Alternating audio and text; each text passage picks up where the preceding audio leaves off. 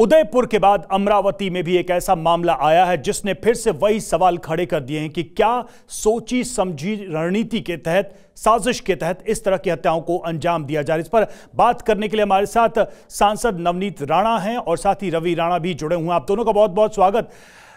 नवनीत राणा जी, पहला सवाल मेरा यही है कि आपने तत्काल अमरावती पुलिस कमिश्नर को हटाने की मांग की है, इसके पीछे की वजह क्या है? क्या पुलिस कमिश्नर को हटाने से या इस तरह के फेरबदल करने से आपको लगता है कि इस मामले में त्वरित कार्रवाई हो पाएगी? जिस तरह से अभी ऐसा है कि इस घटना को बोलने हिंदू फेवर में कोई पोस्ट करते हैं, उदयपुर मामले में कुछ पोस्ट करते हैं जी, और उनके ऊपर जो हमला होता है, हमले के अंदर चाकू से वार किए जाते हैं। अगर अमरावती के अंदर भी आप पिछली बार देखेंगे तो जो दंगे हुए, उन दंगों में भी जिस तरह से वहां की गार्डियन मिनिस्टर और वहां की सीपी और महाविकास आघाड़ी की भूमिका जो थी, पूरी हिंदू विरोधी थी।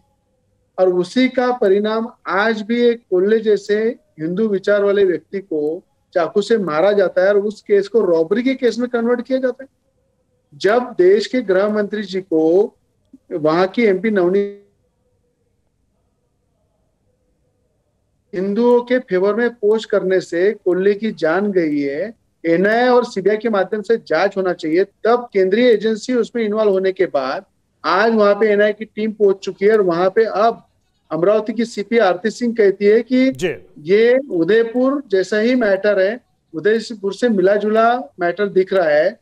अगर 12 दिन बाद सीपी अगर अपना खुलासा देती है और 12 दिन पहले अगर बोलती है रॉबरी मैटर है, वहां की गार्डियन मिनिस्टर है कांग्रेस की, उसके कहने पे महाविकास आघाड़ी के दबाव में अगर पुलिस कमिश्नर गलत तरीके से करती है और इस मैटर को दबाती है और केंद्रीय एजेंसी आने के बाद वहां के पुलिस आयुक्त की नींद उड़ जाती है, वहां की यंत्रणा पूरी चौंका जाती है कि इस तरह से अगर उदयपुर मैटर जैसा मैटर अगर अमरावती में हो रहा है और महाविकास आघाड़ी दबा रही है, कांग्रेस की गार्डियन मिनिस्टर दबा रही है, तो मैं चाहता हूं हिंदुओं पे फेवर में पोस्ट करने वालों को हत्या की जाती है, उन पे कड़ी कार्रवाई होना चाहिए और एनआईए के माध्यम से जिन लोगों ने, जिन ऑफिसर ने इसका साथ दिया, उन पे भी कार्रवाई होना चाहिए। इसके पीछे जो बड़े चेहरे हैं वो बाहर आना चाहिए और उन पे भी कार्रवाई होना चाहिए। नहीं, आप ये कह रहे हैं कि सरकार का प्रेशर पुलिस के ऊपर था। नवनीत राणा जी, आपसे मेरा सवाल था कि आखिर ये दबाव क्यों,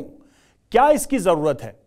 आपको क्या वजह लगती है कि अचानक से जो पिछली सरकार है वो इस तरह की चीजों को, इस तरह के मामलों को दबा रही है? मैं आपको ये बताना चाहूंगी, जिस तरीके से उदयपुर की जो घटना हुई, जब उन्हें बार बार टॉर्चर किया गया और धमकियां दी गई, जब उन्होंने वो सरकार से प्रोटेक्शन मांगी गई कि मेरी जान को खतरा है, तो आम व्यक्ति की आवाज वो गवर्नमेंट ने क्यों नहीं सुनी? पुलिस थे, यही गार्जियन मिनिस्टर थी, यही सरकार थी, तभी इस तरीके से ही हमारे लोगों को टारगेट करने का काम इन्होंने किया। और अब भी जब हमने ये इंसिडेंट हुई, घटना हुई, तो घटना होने के बाद जब हमने इंक्वायरी की, सबसे बात की, पुलिस डिपार्टमेंट से बात की, तब उन्होंने हमें भी एक्सक्यूज दिया कि ये घटना चोरी की दृष्टि से या रॉबरी की दृष्टि से ये किया गया घटना है। पर जब हम 5 दिन पहले जब एनआईए को और जब होम मिनिस्टर को और सीबीआई को हम जब पत्र देते हैं और जब इसमें चर्चा शुरू होती है, जब हम बाहर खुलकर बोलने लगते हैं कि ये रॉबरी नहीं, रॉबरी होती सर, जब मैंने उनके बेटे से बात की तो उन्होंने मुझे सीधे कहा कि मेरे पास 35,000 रुपए थे। रॉबरी की दृष्टि से अगर वो करते तो उनके बेटे के पास तो 35,000 रुपए, तब तो उन्होंने कुछ किया नहीं। उनके मोबाइल में भी जो चैटिंग हुआ है, जो व्हाट्सएप पे फॉरवर्ड जो केसेस वो नुपुर शर्मा के संबंध में पोस्ट की हुई है, इसीलिए उसी आधार पे उनकी हत्या हुई है, ये साफ दिखाई जा रहा है। पर उसको रवि जी, लेकिन रवि राणा जी, क्या यह प्रश्न नहीं उठेगा कि सरकार बदल गई है तो नए सिरे से इसमें विषय को जोड़ के इस मामले को उदयपुर के मामले से जोड़ा जा रहा है? क्या यह प्रश्न नहीं उठेगा या यह आरोप नहीं लगेगा? नहीं, प्रश्न उठाने का सवाल ही आता नहीं है। मैं इस मैटर को 25-26 तारीख को भी सीपी से बात किया, यहाँ के गृह मंत्री को भी चिट्ठी भेजा था मैंने, मैसेज कि इस तरह से अगर कार्रवाई, इस तरह से घटना हुई है उस पर कार्रवाई की जाए। पर आपको पता है महाराष्ट्र में जो चल रहा था, जो सरकार बदलने की प्रक्रिया चल रही थी, सब उसमें व्यस्त थे और उसके बीच में सरकार की बदनामी नहीं होना चाहिए, महाविकास आघाड़ी की बदनामी नहीं होना चाहिए, कहीं ये मैटर खुल के बाहर नहीं आना चाहिए। इसलिए वहां की गार्डियन मिनिस्टर उस पर पूरा वर्क कर रही थी और सीपी उसके कहने पे उसको रॉबरी का रूप दे रही थी। तभी मैंने एमपी नवनीत राणा ने 27 तारीख को देश के गृह मंत्री जी को चिट्ठी भेजी। कहीं ना कहीं उदयपुर मैटर से जुड़ा हुआ मैटर है, उनका परिवार परेशान है, पुलिस उनकी बात नहीं सुन रही है और रॉबरी रहती थी तो उनके जेब में जो पैसे थे वो भी लेके जाते थे, उनके बेटे के पास पैसे थे वो भी लेके जाते थे। पर नुपुर शर्मा मैटर में पोस्ट करने के बाद, हिंदुओं के फेवर की पोस्ट करने के बाद उनकी हत्या हुई है। तब जाके देश के गृह मंत्री जी ने उसकी दखल लिया, एनआईए के माध्यम से टीम वहां पे पहुंची। और मुझे विश्वास है कि जिस तरह से महाविकास आघाड़ी सरकार महाराष्ट्र में हिंदू विरोधी काम कर रही थी, इसीलिए शिवसेना के कई विधायक बाला साहब के विचारों को लेके आगे बढ़े और हिंदू विचारों के साथ जुड़ के उन्होंने सत्ता रखी है यहाँ पे। तो मुझे लगता है ये जो भी हो रहा था महाराष्ट्र के अंदर, हनुमान चालीसा पढ़ने पे हमें जेल में डाला गया, राजद्रोह दाखिल कर दिया, तो नहीं ठीक है, ये सारी घटनाएं हुई हैं। लेकिन नवनीत राणा जी, ये प्रश्न मेरा आपसे है कि शिवसेना, उद्धव ठाकरे हिंदुत्व की बात करते रहे हैं और जब हमने देखा कि सरकार जा रही थी तब भी हिंदुत्व का विषय बहुत बढ़ चढ़ कर उन्होंने कहा कि यही हमारी विचारधारा है। फिर भी आप लोग निरंतर सरकार के ऊपर, यानी महाविकास आघाड़ी सरकार के ऊपर यह आरोप लगाते रहे कि हिंदुओं के दमन का, हिंदुत्व के विषय के दमन का लगातार प्रयास किया जा रहा है। इसका आधार क्या है? क्या हाल की एक दो घटनाएं जिसमें आपका भी मामला जुड़ा हुआ है, क्या वो है या फिर इसमें कोई कंटिन्यूटी आप देख पाती हैं? सर, मैं आपको बताऊंगी, हमारे महाराष्ट्र में जिस तरीके से राइट्स हुए, बीच में हमारे अमरावती में ही राइट्स हुए सर, उसके बाद बहुत सारे ऐसे इंसिडेंट, हम हनुमान चालीसा पढ़ने के लिए सिर्फ कहा तो हमें जेल भेज दिया गया। ऐसे बहुत सारे निर्दोष लोग थे जो सरकार के क्रिटिसिज्म कर रहे थे, उनके विरोध में बोल रहे थे, उनके ऊपर ये अत्याचार हो रहे आज भी नहीं। लेकिन उद्धव ठाकरे पर ये दबाव अचानक से आपको क्यों लगता है कि ये दबाव कहां से आया होगा? उन्होंने एक सरकार बनाई है और सरकार में हमेशा ये दावा हमने जब भी प्रश्न किया तो एनसीपी कांग्रेस की तरफ से कहा गया कि कॉमन मिनिमम प्रोग्राम के तहत हम ये सरकार चला रहे हैं। लेकिन आपका जो आरोप है, ऐसा लग रहा है कि या तो उद्धव ठाकरे दबाव में थे या फिर वो किसी अलग विचार पे काम कर रहे थे। इस प्रश्न का जवाब आपके पास क्या है? मुझे लगता है वो दबाव के साथ में कुछ विचारधारा ही चेंज हो गई थी सर 2.5 सालों में। जाते जाते औरंगाबाद का नाम उन्होंने संभाजी नगर, जब राज्यपाल का उनको पत्र जाता है कि अर्जेंट ये नोटिफिकेशन आपके लिए, नोटिस देने के बाद कोई भी सरकार को कोई कैबिनेट लेने के नियम में नहीं बैठता है। उसके बाद वो निर्णय लेते हैं कि औरंगाबाद का नाम, जहां वो खुद बोलते हैं कि औरंगाबाद का नाम ये संभाजी नगर है, क्यों बनाना है, क्यों नाम करना है, क्यों उस पर डिस्कशन करनी है, वो खुद कहते थे। पर इतने प्रेशर में थे कि हिंदुत्व के नाम पे मेरी आज सरकार जा रही है तो ये निर्णय लेना बहुत जरूरी है। तो नोटिस के बाद भी गवर्नर के उन्होंने वो कैबिनेट की मीटिंग बुलाई।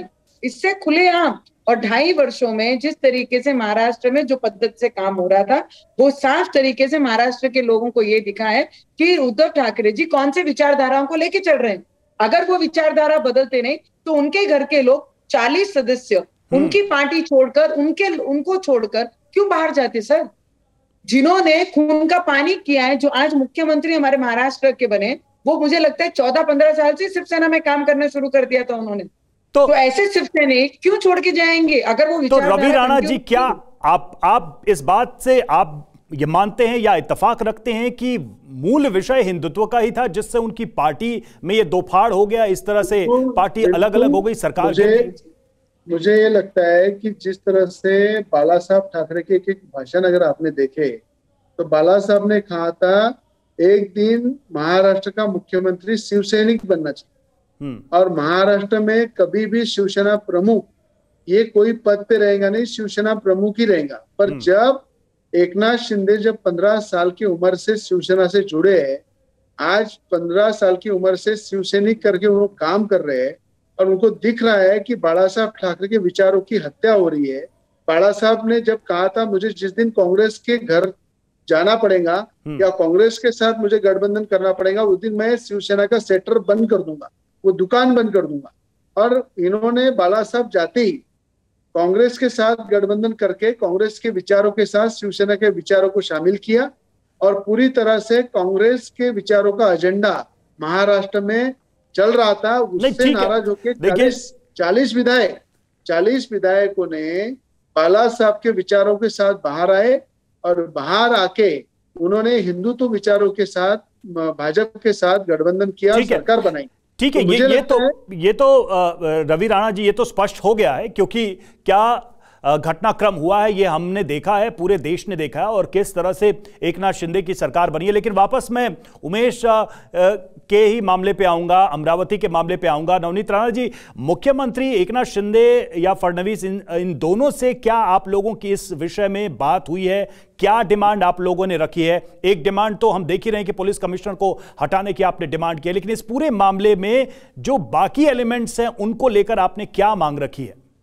नहीं, मैं आपको एक बात कहूंगा कि आज से 6 दिन पहले विरोधी पक्ष नेता थे देवेंद्र फडणवीस जी, उन्होंने उस परिवार से बात की और परिवार से बात की कि इस घटना में क्या हुआ, उन्होंने जानकारी ली है देवेंद्र फडणवीस जी ने। और मुझे लगता है 2 दिन ही हुए वो डिप्टी सीएम बनने में, तो मैं एज ए विधायक उनको आज ही पत्र लिखने वाला हूँ कि इसकी जांच दोबारा तरीके से की जाए, और जिस पैटर्न को जो पुलिस आयुक्त ने दबाने की कोशिश की, आघाड़ी सरकार के माध्यम से दबाने की कोशिश की, तो उसकी पूरी जांच होना चाहिए। और मुझे विश्वास है देवेंद्र फडणवीस जी को ये 5-6 दिन पहले उन्होंने पूरी माहिती इस प्रकरण की ली थी, पर वो गवर्नमेंट में नहीं थे, इसलिए उन्होंने भी केंद्र को कहा था कि इसकी एनआईए के माध्यम से चौकसी होना चाहिए।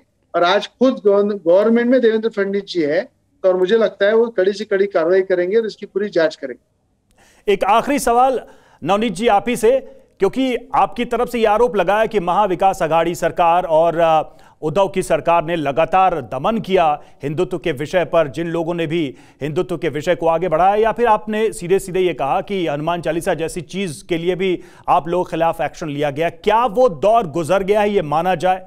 क्या महाराष्ट्र में हिंदू हितों की या हिंदुत्व की रक्षा का समय शुरू हो गया? आपको लगता है निर्दोष व्यक्ति को कुछ कहने पर या भगवान का नाम लेने पे कोई लॉकअप में और जेल में नहीं डालेगा, देशद्रोह उन पे नहीं लगेगा? महाराष्ट्र एक ऐसी भूमि है जो संतों और महाराजों को मानने वाला भूमि है, और यहाँ पर रहने वाले भी सभी लोग एक दूसरे के साथ बहुत अच्छे से रहते हैं। पर पिछले 2.5 वर्षों में ये महाविकास आघाड़ी ने, उद्धव ठाकरे जी ने सभी के बीच में एक अलग सा विचारधारा घुसाने की कोशिश की। निर्दोष लोगों को उनके ऊपर गैर कानूनी कार्रवाई करने लगाए, उन्हें जेल में डाल दिया जाए। पर अब पूरा विश्वास है कि जिस तरीके से उनके सुपुत्र जब अयोध्या गए थे, उन्होंने कहा कि महाराष्ट्र को राम भूमि बनाएंगे, पर राम भूमि तो ये बनेगी, और राम भूमि, राम को मानने वाले ही ये महाराष्ट्र गवर्नमेंट में आज सरकार बना के 2 दिन हो चुका है हमें। तो मुझे लगता है आने वाले समय में कोई भी महाराष्ट्र में किसी भी निर्दोष व्यक्ति के साथ अन्याय नहीं होगा। जहां जिनको जिस भगवान का नाम लेना है, जिस भगवान से भी प्रार्थना करिए, वो खुलेआम कर सकते हैं। और मुझे लगता है ऐसी घटनाएं कहीं पर भी देश में हो, एक हिंदुस्तान की नागरिक होने के नाते मैं आपको ये बताना चाहती हूँ, बहुत दुख व्यक्त करती हूँ कि उदयपुर में, अमरावती में जिस तरीके से अपनी विचारधाराएं एक स्टेटस के द्वारा, एक सोशल मीडिया के द्वारा हमने फॉरवर्ड की, अगर ऐसी जाने हमारे राज्यों में जाएंगी, और राजस्थान सरकार जिस तरीके से बोलती है कि केंद्र सरकार ने इस पे शांति का आह्वान करना चाहिए, अगर सब चीजें केंद्र सरकार करेगी तो राज्य क्या करेंगे? मुझे लगता है परिवार की जवाबदारी लेना ये राज्य सरकार की जवाबदारी है, उन्होंने इसकी जवाबदारी लेनी चाहिए। चलिए, हम भी यही आशा करते हैं कि धार्मिक विषयों पर इस तरह का उन्माद नहीं देखने को मिलेगा और ऐसे मामले आगे नहीं आएंगे। बहुत बहुत शुक्रिया आप दोनों का हमसे जुड़ने के लिए, हमसे बातचीत करने के लिए।